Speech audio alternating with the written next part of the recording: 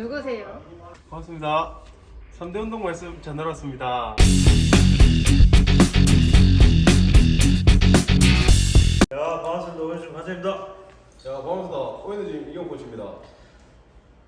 매드맥스 김재걸 관장입니다. 야, 관장님 쑥스러워 하시네. 야, 오늘은 뭐냐, 이게. 야, 오늘 이제 리포터 인터뷰를 해가지고 네. 이제 리포팅을 자주 하시고 좀 잘하시는 이제 저희 매드맥스 관장님, 재고 관장님을 모셔봤습니다.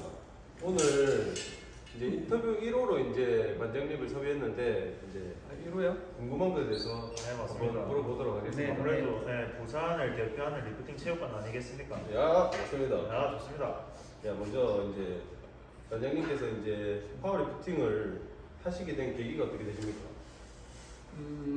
파워리프팅을 하게 된 계기는 처음부터 할 생각은 없었고, 그다음에 원래 추구했던 게 체육관 이름처럼 매드맥스 밑에 이제 스트렝스 앤 컨디셔닝 들어간 것처럼 체력 훈련하는 것을 이제 목표로 그런 체육관을 구성하게 됐고, 그렇게 하는데 이제 내가 체력 훈련을 시키는데 나도 선수로서 어떤 경쟁에 참여하는 게 그런 훈련을 지도하는 데 있어서 필요한 부분이다 생각했기 때문에 난 도대체 무슨 종목에 참가해야 될까. 사실 보디빌딩이라는 거는 몸을 보여주는 쇼이기 때문에 뭐 그렇게 생각 안 하실 수도 있겠지만은 제 입장을 얘기하는 겁니다.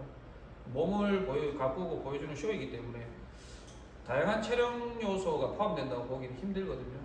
그렇다 보니까 제가 할 수 있는 웨이트 트레이닝 경험이 있는 사람이 손쉽게 참가할 수 있는 시합을 하다 보니까 그때 이제 막 파워리프팅이라는 게 한 10년 전 이제 교육도 해주시고 그렇게 해서 그 교육을 듣고 시합에 참가하게 됐습니다. 리프팅을 할 때 이제 따로 이제 나이가 정해져 있거나 아니면 조금 나이가 들면은 못한다든지 이런 부분이 있습니까?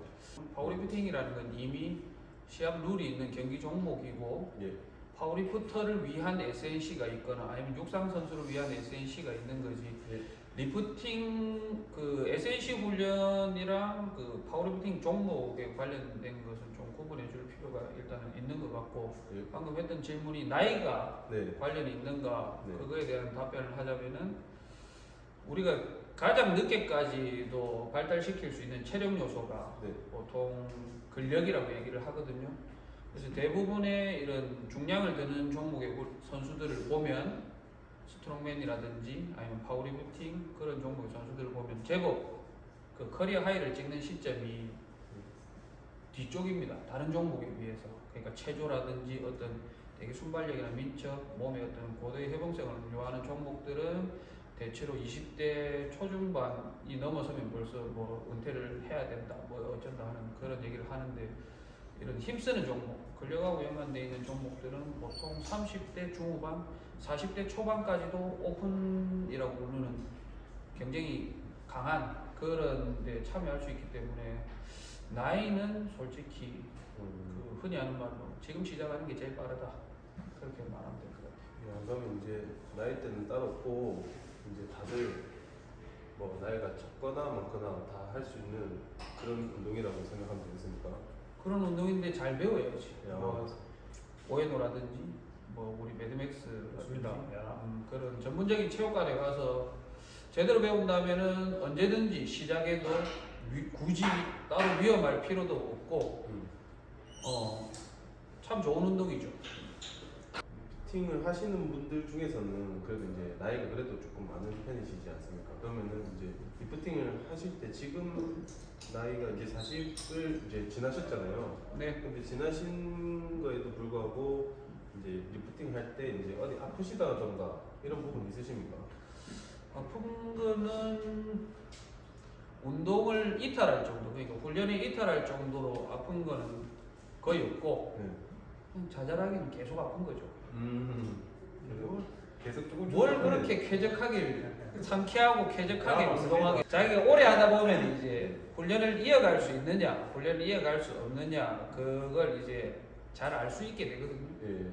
그렇게 되면 훈련을 이어갈 수 있는 정도는 이어가는 거고, 그게 아니라고 판단되면 확실히 어떤 뭐 의료적인 도움을 받아 병원에 가서 진료를 받고 어떤 처방을 받아서 치료를 한 다음에 다시 하는 거예요. 다행스럽게도 저는 아직 뭐 허리를 삔다거나 뭐 그런 거는 있었지만 훈련을 완벽하게 뭐 한 달 이상 이탈해야 될 정도로 강한 부상은 아직까지 경험해 본 적이 없습니다. 아, 알겠습니다. 지금 네.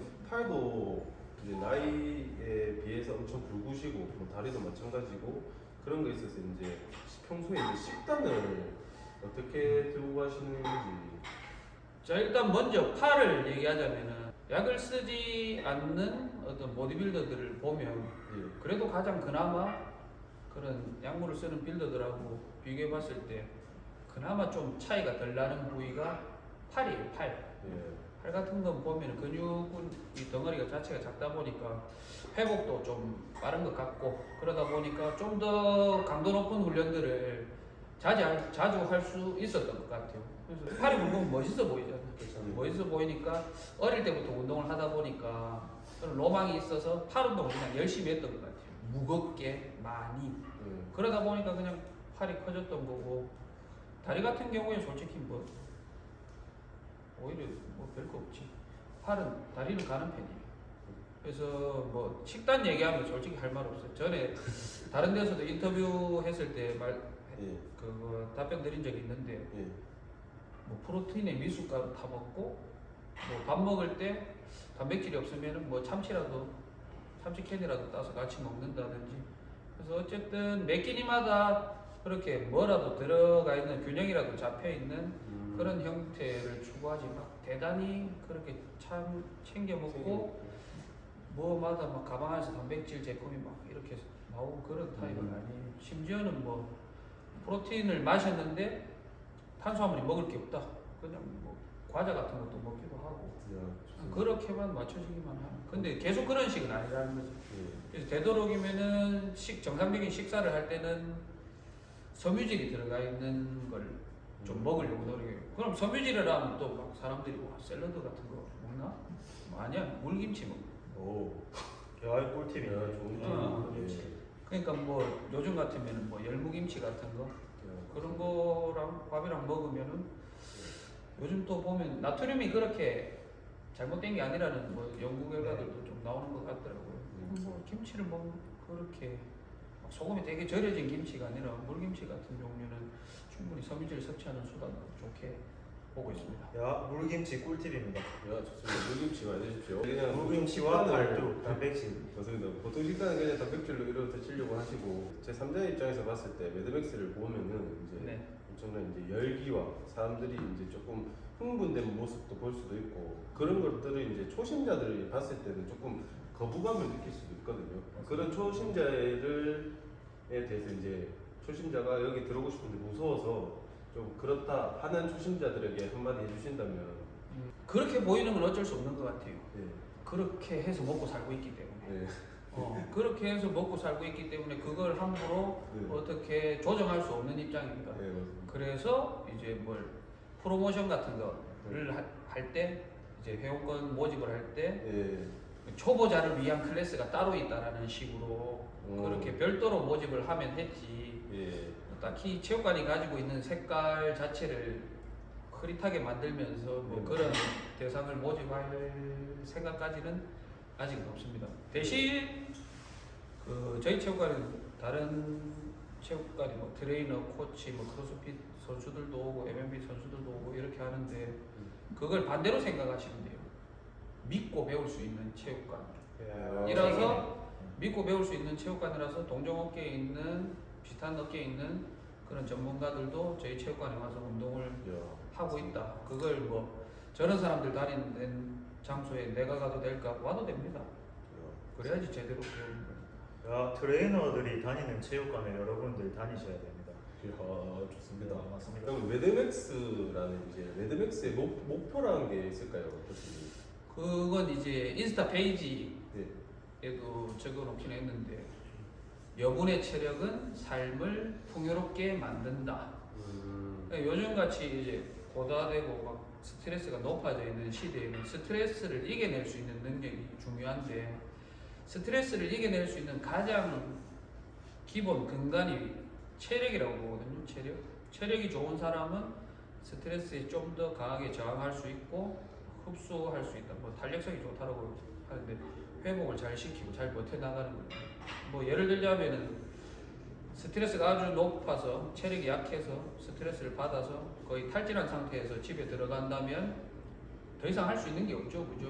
뭐 미래에 대한 설계도 뭐 다른 이직을 위해서 공부를 더 할 수도 없을 거고 하다못해 취미생활을 하고 싶어도 체력이 있어야지 영화를 보든 뭐 프라모델을 조립을 하든 뭘 하라도 할 수 있을 건데 아무것도 안 남아 있는 거지.